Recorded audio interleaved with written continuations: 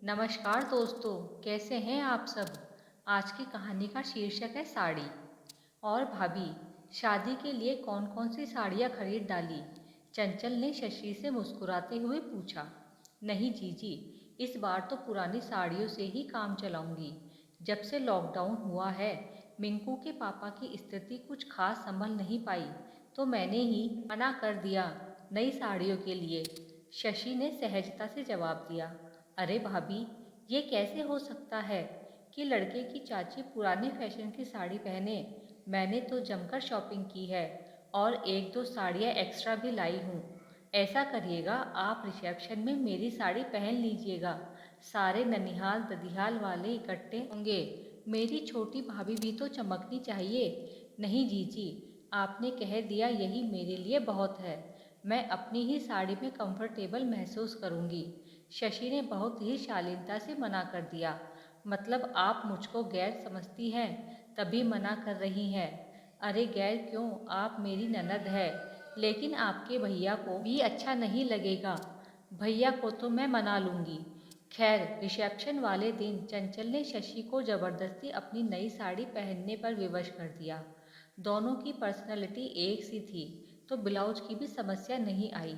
लेकिन रंग रूप में शशि बहुत खूबसूरत थी, तो वो काले रंग की साड़ी शशि पर खूब ज़्यादा ही खिलती, जैसे काली शाह रात में पूर्णिमा का चांद खिलखिला रहा हो।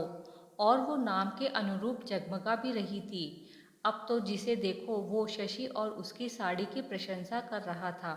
शशि, तुम्हारी साड़ी तो सचमुच खूबसूरत लग रही है, और तुम्हारे रंग रूप ने तो इस साड़ी में जैसे चार चांद लगा दिए। आज तो बिल्कुल तुम गजब ढा रही हो। अब चंचल को ये प्रशंसा ज़्यादा देर तक हजम नहीं हुई, क्योंकि उसकी कोई खास प्रशंसा नहीं कर रहा था। और जैसे ही किसी एक रिश्ते की भाभी ने उस साड़ी की प्रशंसा की, अब तो चंचल से बिल्कुल भी रहा नहीं गया। मेरी ही साड़ी और प्रशंसा भाभी लूट रही है। और वो झट से बोल ही पड़ी। अरे भी, ये साड़ी तो हमारी है। हमने ही शशि भाभी को पहनने के लिए दी है, वरना तो इस समय वो कीमती साड़ी खरीदने की परिस्थितियों में ही नहीं थी। प्रशंसा करनी है तो मेरी पसंद की कीजिए। और चंचल ने तो यह सब इतनी जोर से कहा कि आसपास के खड़े लोग भी सुन ले। अब तो शशि बिल्कुल अवाक रह गई। ये क्या कह रही है ननद रानी? एक तो मुझको इतनी जिद करके जबरदस्ती साड़ी पहनाई, और चार लोगों के बीच मेरी बेइज्जती करवा रही हैं। हे भगवान, अब मैं क्या करूं?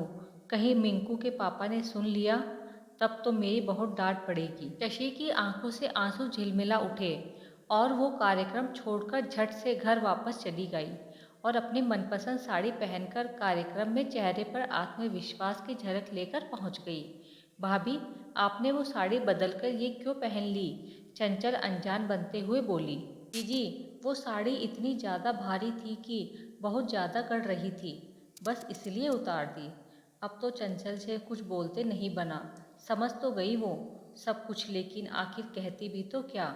लेकिन उस दिन से शशि ने बहुत बड़ा सबक सीखा कि चाहे कोई कितना भी कहे, लेकिन किसी के भी कपड़े नहीं पहनूंगी।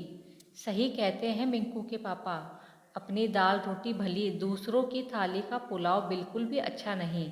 तो दोस्तों, ये थी हमारी आज की एक छोटी सी कहानी। आपका क्या कहना है इस कहानी के बारे में? कमेंट करके हमें ज़रूर बताएं। और अगर वीडियो पसंद आया हो तो प्लीज़ वीडियो को लाइक करें, शेयर करें और हमारे चैनल को सब्सक्राइब करें। धन्यवाद।